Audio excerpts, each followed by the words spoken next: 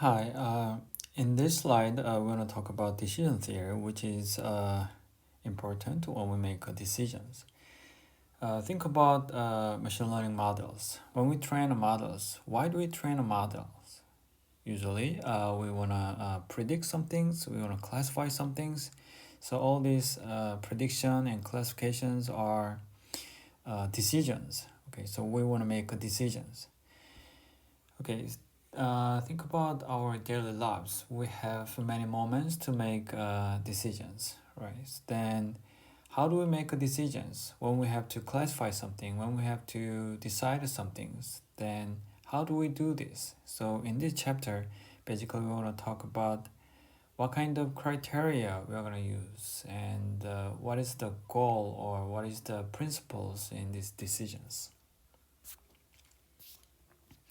So first, we're going to talk about what is decision theory, and then in decision theory, to make a decision, there are a couple of approaches. So we'll talk about probabilistic models and discriminative functions. And in probabilistic models, we actually make probabilities to make decisions, and in discriminative functions, we don't actually make probabilities. So when when it comes to decisions, when it comes to making a decisions, if the goal is only to make a decision, then we don't need a probability, right? So just a discriminative function would be fine sometimes. So we'll talk about it. Yeah, first, decision theory. Given an input vector, our goal is to predict a corresponding target value. And usually the target value is described probabilistically. Okay. In this case, decision theory provides an optimal decision in situations involving uncertainty, combined with probability theory. Okay. So basically, we're gonna talk about the probability of class 1 and probability of class 2. Then when usually the probability of class 1 is higher than probability of class 2, then we classify this input vector to class 1. Okay. For example, think about a medical diagnosis problem. So where we have an X-ray image of a patient, and we wish to determine whether the patient has cancer or not. So in this case, we're interested in the probability of cancer given this X-ray image, and the probability of no cancer given this image. So depending on these probability values, then we can actually classify this X-ray image. Actually, we can diagnose this patient if he has a cancer or not. Okay, so this probability is actually strongly connected to this Bayes rule. So we're going to talk about this Bayes rule in the next slide. Okay, so basically, to make a decision, there are three different approaches, and the first and second ones are basically probabilistic models. Okay, so we are modeling the probability distributions, and the third one is not about the probability; it's just the decision functions. Okay, so let's talk about the first one, generative model. So in this approach, we actually model this probability, joint probability. T is a target and X is input. So we model this joint probability, or we model this likelihood. Okay. So basically, X we want to model this probability of X. Sometimes joint probability, or sometimes this conditional probability. Okay, and if you look at these equations, okay, the joint probability is actually product of conditional probability times probability of t prior distribution. So when we know this probability, and usually in many cases, actually we have this probability. Think about classifications. So we have orange and apple and watermelon. Okay, so we want to classify our image into one of these classes. Then P of t is many times P of t is given. So because in training data samples, we can count how many orange we have, how many apples we have, how many watermelon we have. So we can actually get the prior distribution of these classes. Okay, and sometimes if you have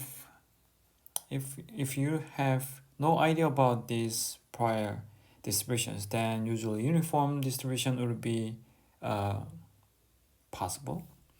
Okay, anyway, we can have these prior distributions. Then as long as we know this probability, then the joint probability can be calculated. Okay, so that's why we're interested in this one or this one. Okay, and then when we have this joint probability or likelihood probability, then we can get this probability based on this base rule. Okay, so if we know this one or both, then usually P of X doesn't matter to this one. Okay, because X is given, so usually P X is P of X given T, PT, right? So T could be orange or apple or watermelon. Okay, so P of orange, P of apple, P of watermelon. Okay, so in this case, this one has, if we use these equations, this one has P of X, and this one has P of X, and this one has P of X as denominator. Okay, so they cancel each other. When we compare these probabilities, then they cancel each other. So we are interested in this probability. Okay, and basically generative models complete information. Okay, but usually is difficult. Okay, and when we have these probability distributions, then we can generate new data samples. That's why we call it generative model. Okay, and then we can detect outliers based on these probability distributions. And this one is really complicated and it's hard to get. So instead of generative models, we can have a discriminative model, which is P of t given x. Okay, and when we need just classifications, this is okay. And we model a P of t given x directly, which is simpler than this one. Okay, in this case, actually we have this one. So we don't care P of x for classifications.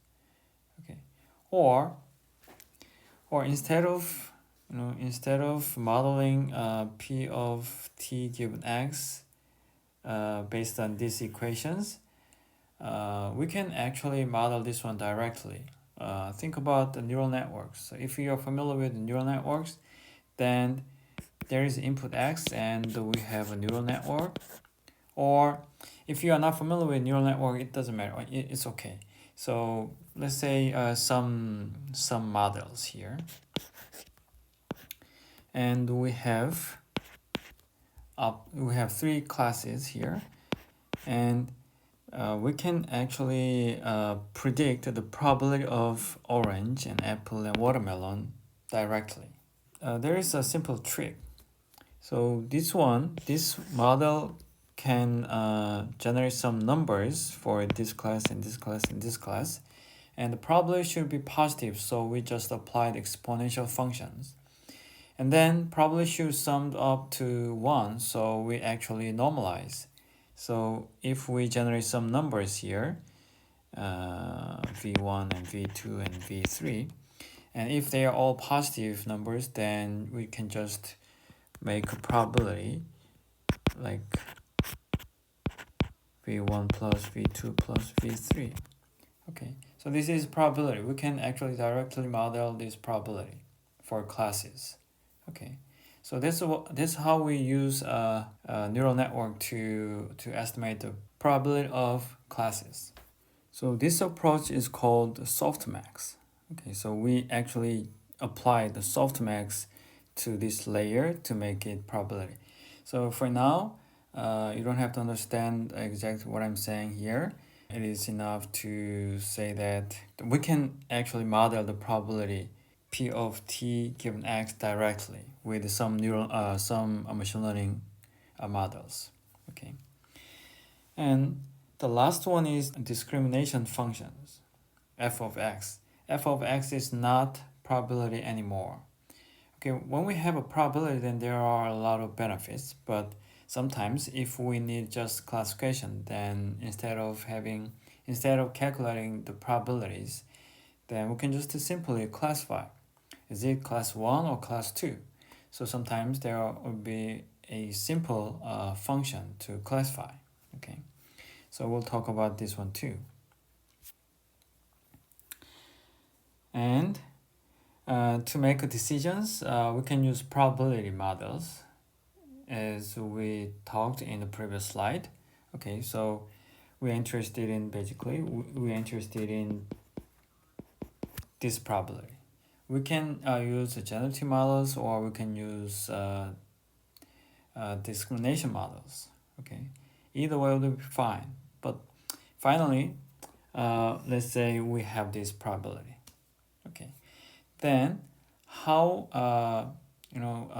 how can we classify something with this probability?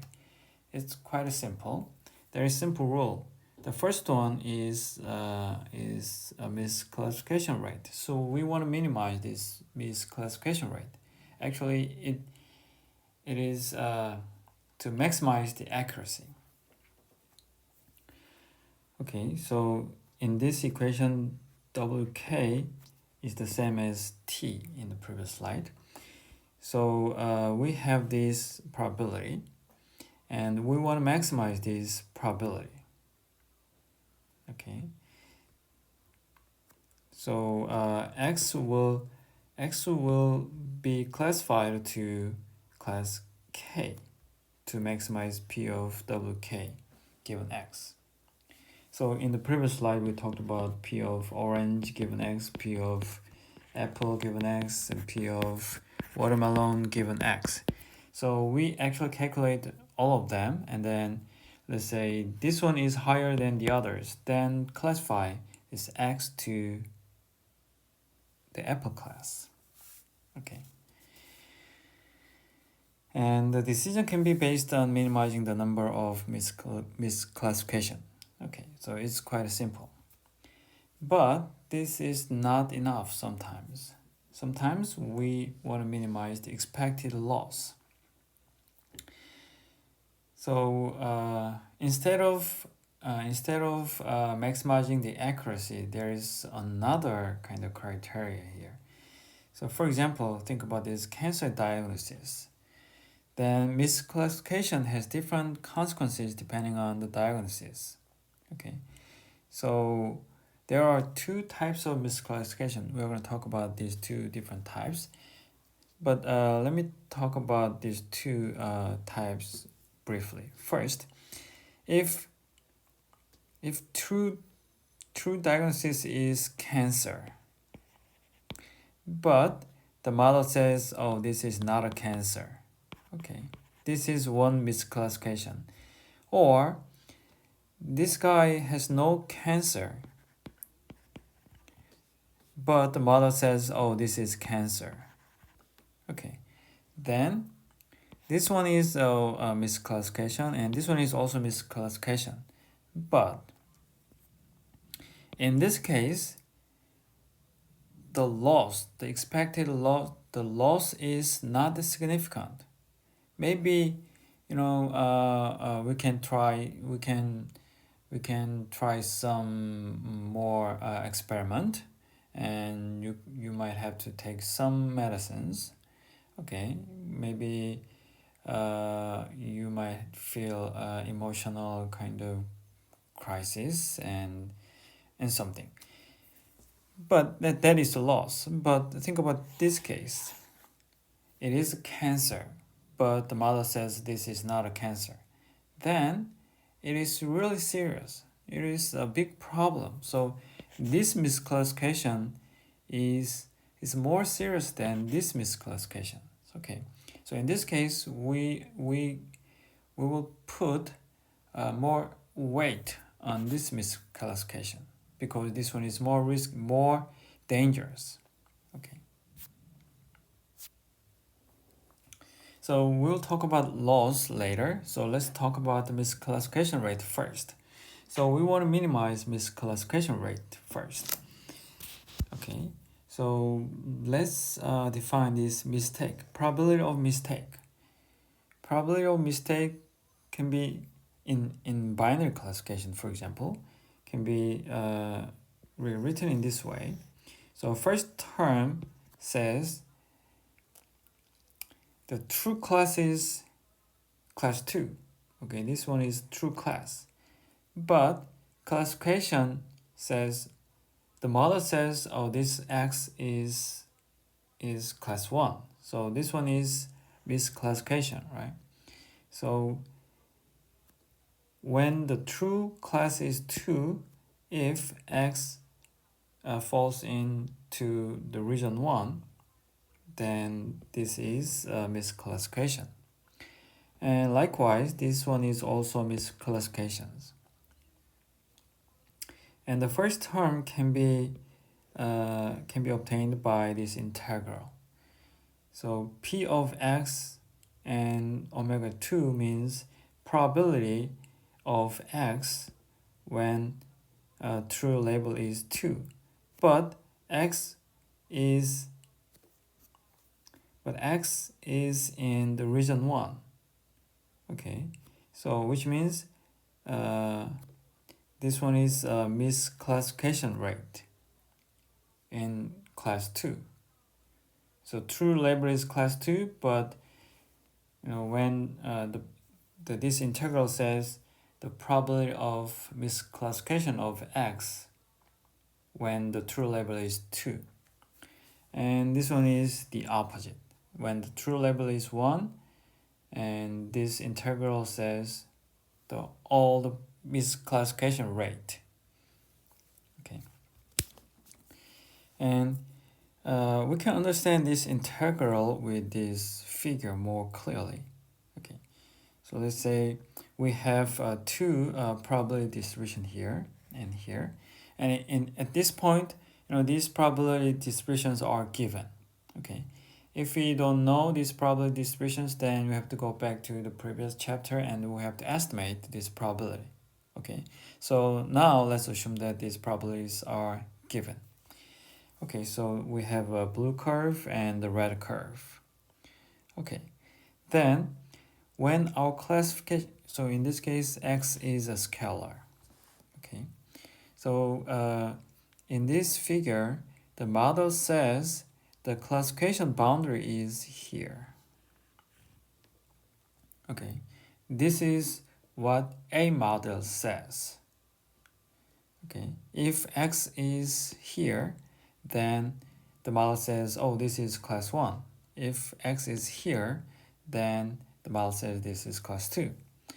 Okay, so in this case, let's calculate the misclassification rate here. Okay, and when X is here, when X is in R1, okay, then if the real class is true class is 1, then it's okay, right? It's correct. But if the real class is 2, then it's a misclassification. So this one, these ones are the integral of this one.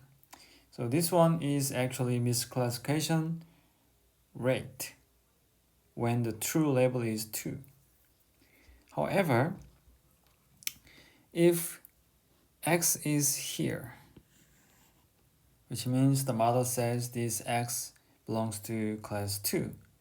Then if the true label is 2, then it's perfect, or it's correct, so it's good. But if the true class is 1, then this much is a misclassification rate. So in sum, we have to sum this area and this area. Okay, so this is a misclassification rate if we have x hat as a boundary. But if we move this x hat toward the left side, so that x0, so x0 is our boundary, okay, then this one is R1 and this one is R2. Then the misclassification rate is given by this area and this area. So this red area is a reducible error. So from this boundary to this boundary, if we move this boundary, then we can reduce the misclassification rate this much. Okay. So as I said, when x hat is the boundary, input space can be split into two regions, R1 and R2. And when we move this boundary around, then we can find the minimum misclassification rate. So the optimal decision boundary is x0.